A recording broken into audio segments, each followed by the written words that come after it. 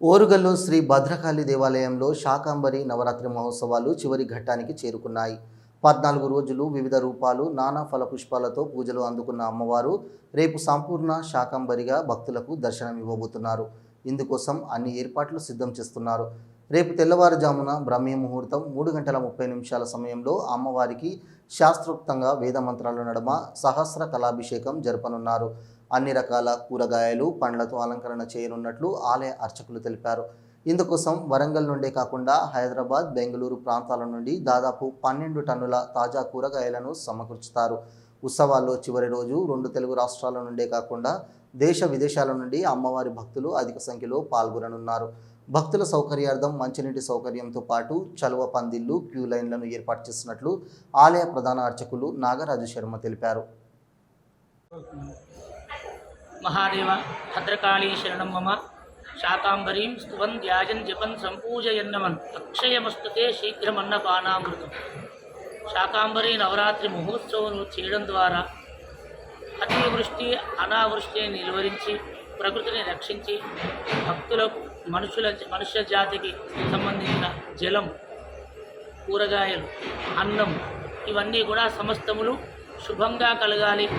అన్ని ప్రాణులు అన్నం లేక అలవడించవద్దు.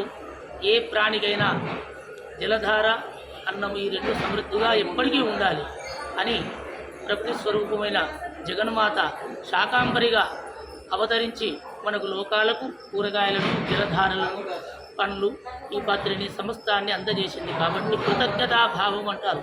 భగవంతుడికి మనం 10 రూపాయలు హుండీలో వేస్తాం. దాని తాత్పర్యం అమ్మ నన్ను ఐశ్వర్యవంతుని చేయమని.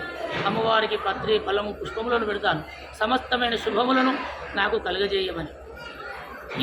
నన్ను ఎప్పుడూ సర్వదా నీ భక్తునిగా నన్ను అనుగ్రహించు అని మహర్షుల కాలం నుంచి నేటి నుంచి ఈనాటి వరకు శాకాంబరి నవరాత్రోత్సవాలు ప్రతి సంవత్సరము ఇదే విధంగా వైభవంగా జరుగుతున్నాయి. ఈ సంవత్సరం కూడా ఇవాళ 14వ రోజుకు చేరుకున్నది. ముద్రాక్రమంలో అమ్మవారు జ్వాలామాలినిగా షోడశి క్రమాన్ని అనుసరించి ఈనాడు అలంకరించి భక్తుల దర్శనార్థము అమ్మవారి దర్శింపజేయడం జరుగుతున్నది. రేపు సంపూర్ణ శాకాంబరిగా అమ్మవారు మనకు దర్శనం ఇవ్వనున్నది. శాకాంబరి అమ్మవారిని దర్శిస్తే చాలు సమస్తమైన శుభములు కలుగుతాయి.